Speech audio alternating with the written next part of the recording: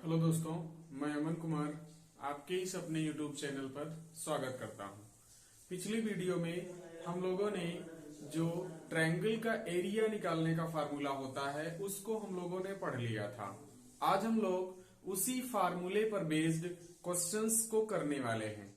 तो आइए देखते हैं जो आपके क्वेश्चन लिखे हुए हैं इनके सॉल्यूशन को कैसे दिया जाए। जैसा कि देख रहे हैं, पहला क्वेश्चन लिखा है कि उस त्रिभुज का क्षेत्रफल ज्ञात कीजिए जिसके शीर्षों के निर्देशांक निम्नलिखित हैं।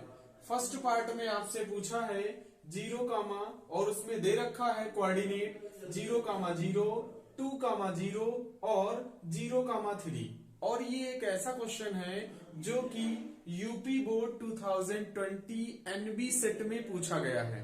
तो देखते हैं कि जो इस टाइप के क्वेश्चंस आते हैं उनके सॉल्यूशन को जो है किस तरीके से दिया जाए ताकि फुल मार्क्स आपको जो है बोर्ड एग्जाम में मिले।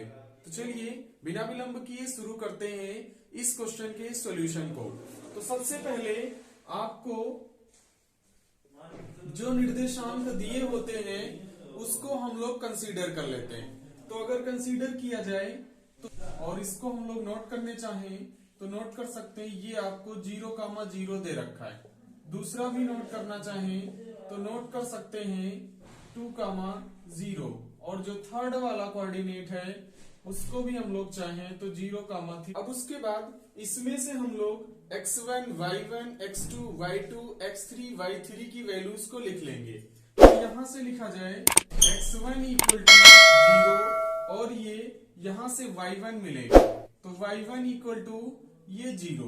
फिर यहां से अगर देखा जाए तो x2 यानी x2 की वैल्यू 2 और y2 की वैल्यू हो जाएगी ये 0। उसके बाद यहां से देखें तो x3 और y3 मिलेंगे तो x3 की वैल्यू 0, y3 की वैल्यू हो जाएगी 3। ये ऐसे। अब उसके बाद अगर बात करें कि जो फार्मूला वहां पर जो है लास्ट वीडियो में पढ़ा गया था उसका शॉर्टकट हम लोगों ने पढ़ा था 23, 31, 12। तो उसको देखते हैं किस तरीके से राइट किया जाए। तो लिखेंगे त्रिभुज का क्षेत्रफल इक्वल टू, सबसे पहले वहां पर हाफ लिख रहे थे, उसके बाद x1 और जो फर्स्ट ब्रैकेट में लिख रहे थे वो 23। इसका मतलब y2 minus y3 plus x2 को राइट करते थे। फिर दूसरे ब्रैकेट में 31 यानी कि y3 माइनस y1 और प्लस लगाएंगे। फिर उसके बाद x3 को राइट करते थे और लास्ट ब्रैकेट में 12 लिखा जाता है। वो कैसे? y1 माइनस y2 ये लिखा जा रहा था वहां पर। अब उसके बाद इसमें हम लोग ये जो वैल्यूज को लिखी है इनको पुट कर देंगे। तो अगर पुट किया जाए तो हाफ को वैसे लिखेंगे और ये जो x1 है, x1 की वैल्यू 0 तो ये 0 हो जाएगा। y2 की वैल्यू 0 तो ये 0 राइट करेंगे माइनस y3 की वैल्यू ये आपकी 3 है तो ये 3 हो जाएगा प्लस x2 की वैल्यू, तो x2 की वैल्यू ये 2 तो ये 2 हो जाएगा। y3 का मतलब ये 3 और माइनस y1 की वैल्यू 0 तो ये 0 और प्लस x3 की वैल्यू 0 तो ये 0 हो जाएगा। y1 की वैल्यू 0 तो ये भी 0 हो जाएगा माइनस y2 का मतलब ये रहा y2 और ये 0। इस तरीके से वैल्यूज ये पुट कर दिया। अब उसके बाद आती है बात कैलकुलेशन की, तो उसको सिंपलीफाई कर लिया जाएगा। सिंपलीफाई करें तो ये हाफ हो जाएगा और 0 इसको पहले सॉल्व कर लें तो ये 0 दिखेगा और ये 0 में से 3 को सब्ट्रैक्ट करना है यानी -3 बचेगा तो उसको इनटू में -3 राइट करेंगे प्लस ये 2 और इस वाले 3 को अगर सॉल्व करें तो 2 × 3 यानी कि 3 में से 0 को सब्ट्रैक्ट किया गया तो 3 ही बचेगा तो ये 3 हो गया। अब उसके बाद प्लस ये 0 लिखेंगे और इनटू में 0 में से 0 गया यानी 0 में से 0 को सब्ट्रैक्ट करेंगे तो 0, तो ये 0 मिल जाएगा। ये लाइन आपको दिखेगी। अब उसके बाद इसको और हम लोग जो है सॉल्व कर लेंगे। तो सॉल्व करें तो ये आपका जो है दिखेगा, ये आपको दिख जाएगा यहां पर ये हाफ।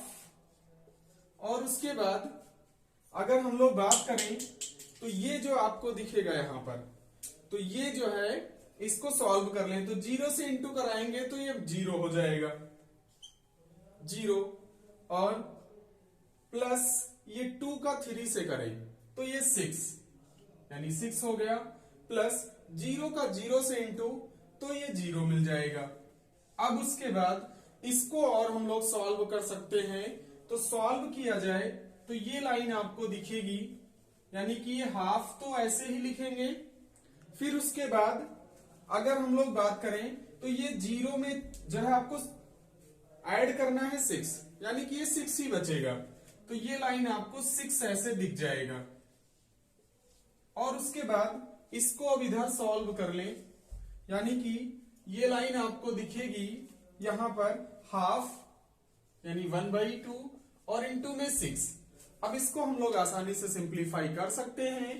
तो 2 1 जा 2 और ये 2 3 जा 6, यानी कि ये 3 आ जाएगा।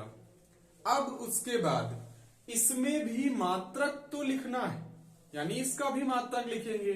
हो सकता है आपको याद हो, जब भी हम लोग जो है किसी भी ऑब्जेक्ट का या किसी भी शेप्स का जब एरिया हम लोग लिखते हैं तो उसका मात्रक जो लिखते हैं वो लिखा जाता है। जैसे उसकी लेंथ मीटर में है तो मीटर स्क्वायर, सेंटीमीटर में होती है उसकी साइड्स तो सेंटीमीटर स्क्वायर।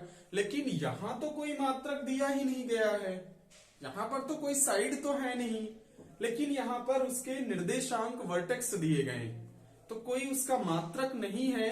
लेकिन यहां पर क्षेत्रफल का हम लोग मात्रक लिख देंगे यूनिट स्क्वायर, या फिर हिंदी में कहें वर्ग मात्रक। लेकिन लिखना जरूर पड़ेगा, मात्रक नहीं लिखेंगे तो उसके मार्क्स आपके कट सकते हैं, तो उसको लिखना ना भूले। तो लास्ट में हम लोग राइट कर देंगे वर्ग मात्रक, यानी कि ये आपका आंसर आ जाता है। लास्ट में हम लोग उसको राइट करेंगे कि अतः दिए गए त्रिभुज का क्षेत्रफल 3 वर्ग मात्रक होगा, या फिर उसको वर्ग इकाई भी लिखा जा सकता है, दोनों सही। तो एक बार हम लोग जो है देखते हैं, सबसे पहले जो पॉइंट्स दिए हों उसका हम लोग जो है x1 y1 x2 y2 x3 y3 की वैल्यूज को लिखते हैं। फिर उसके बाद ये फार्मूला आपको याद था, फार्मूले को लिख लिया गया। फार्मूले के बाद इसमें वैल्यू को पुट किया गया, वैल्यू पुट करने के बाद कैलकुलेशन करेंगे, कैलकुलेशन करने के बाद ये लाइन आपको दिखेगी और फिर लास्ट में लिख देंगे अतः दिए गए त्रिभुज का क्षेत्रफल 3 वर्ग मात्रक होगा। अब बिल्कुल इसी तरीके से दूसरे वाले क्वेश्चन को भी हम लोग सॉल्व कर लेंगे। दूसरे की अगर बात करें तो ये आपको जो है दिया गया, इसका स्क्रीनशॉट लेना चाहे तो ले सकते हैं। दूसरे वाले क्वेश्चन में भी हम लोग ऐसे ही कर लेंगे, और ये भी क्वेश्चन इंपॉर्टेंट है तो उसको भी जो है आप तैयार कर लेंगे। अगर ये क्वेश्चंस आपको एक बार में नहीं तैयार होते हैं तो वीडियो को वापस करके आप देख सकते हैं, और ये वही क्वेश्चंस हैं जो आपके किसी न किसी ईयर में पूछे गए, तो उनको जरूर तैयार कर लीजिए। और उसके बाद लास्ट वाले में भी हम लोग उसको लिखें तो दिए गए बिंदु जो दिए गए थे या फिर ये आपको दिए गए थे तो उनको लिख ले। a इज इक्वल टू 1 -1 और b इक्वल टू -4 6 और c इक्वल टू -3 और ये कामा करके -5, ये आपको दिए गए थे। ये तो उनके निर्देशांक हो गए शीर्षों के। फिर उसके बाद इसमें से लिखें तो x1 की वैल्यू 1, y1 की वैल्यू आपको -1 मिल जाएगी, x2 की वैल्यू लिखें तो x2 की वैल्यू -4, y2 की वैल्यू 6।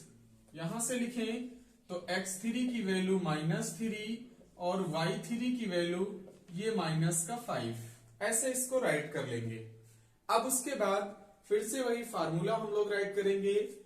तो त्रिभुज का क्षेत्रफल इक्वल टू हाफ को लिखते हैं, फिर उसके बाद x1 ब्रैकेट में 23 का मतलब y2 minus y3 plus x2 और ये 31 होता है यानी कि y3 माइनस y1 और प्लस x3 को लिखते हैं और 12 का मतलब y1 माइनस y2, ये ऐसे राइट कर लेते हैं। अब उसके बाद इसमें भी वैल्यूज को पुट कर देंगे, तो ये हाफ आपको वैसे ही लिखना है। उसके बाद x1 का मतलब 1, यानी कि ये 1 दे रखा है तो 1, y2 की वैल्यू 6, तो ये आपको 6 मिलेगा माइनस, फिर उसके बाद ये y3, तो y3 की वैल्यू -5 है और ये यहां पर भी माइनस है, तो माइनस माइनस दोनों प्लस हो जाएंगे, तो ये हम लोगों ने प्लस वैल्यू को रख लिया प्लस, और ये जो x2 है वो भी निगेटिव दिया गया था, तो इसको पहले ही माइनस में हम लोग जो है राइट कर लेंगे। तो ये वैल्यू माइनस की हो जाएगी, तो -4 ब्रैकेट y3 की वैल्यू -5, तो ये -5 और माइनस।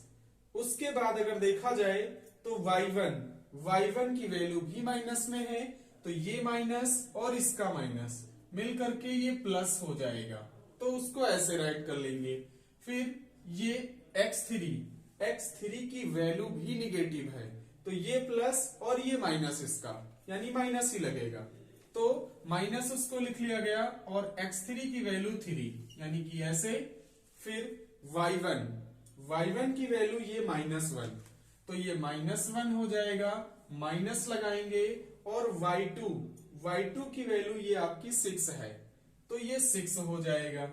अब इसको जो है सिंप्लीफाई कर लेंगे, सिंप्लीफाई करें तो ये हाफ, उसके बाद ये 1, तो 1 और इंटू 6 में 5 ऐड करो तो 11, यानी कि ये 11 आपको दिखेगा, माइनस ये 4 लिखेंगे, इंटू में -5 में ये 1 आपको ऐड करना है, तो ऐड तो होंगे नहीं, ये सब्ट्रैक्ट हो जाएंगे।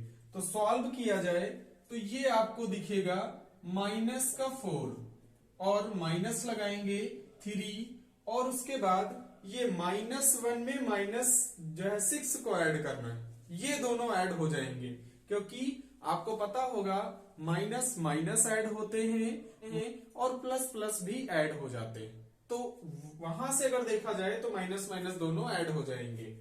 तो इसको लिखें तो ये आपका -7 दिखेगा और ये लाइन आपको दिखेगी। अब उसके बाद सॉल्व करें तो ये लाइन आपको दिखेगी हाफ, और ये 11 का 1 में इंटू, तो ये 11, और -4 का 4 में इंटू तो प्लस का हो जाएगा, और 4 4 जा 16, ये लाइन आपको दिखेगी। और ये भी दोनों का इंटू कराना है, तो -3 और -7 का इंटू जो है प्लस में आएगा 21, ये लाइन आपको दिख जाएगी। अब उसके बाद इसको ऐड कर लेंगे, तो इसको अगर यहां देखा जाए तो हाफ लिखेंगे, हाफ, और इंटू में ये अगर ऐड किया जाए तो 1 में 6 को ऐड करें तो 7 में 1 को ऐड करें तो 8, यानी कि ये 8 दिखेगा। फिर 2 और ये 1 3 में 1 को ऐड करें तो 4, यानी कि ये 48 आ जाएगा। सॉल्व करें तो ये आपको 2 1 जा 2 और 2 2 जा 4, 2 4 जा 8, यानी कि ये 24। लास्ट में उसका यूनिट लिखेंगे तो वर्ग मात्रक, लास्ट में उसका फाइनल आंसर लिख देंगे। अतः दिए गए त्रिभुज का क्षेत्रफल 24 वर्ग मात्रक होगा। तो इस तरीके से दोनों क्वेश्चन के आंसर कंप्लीट हो जाते हैं। तो आई होप कि ये वीडियो आपको पसंद आया होगा, और अगर ये वीडियो हमारा पसंद आया है तो लाइक करें, शेयर करें और हमारे इस YouTube चैनल को सब्सक्राइब करना ना भूलें, ताकि हर वीडियो का नोटिफिकेशन आपको सबसे पहले मिले। Thank you.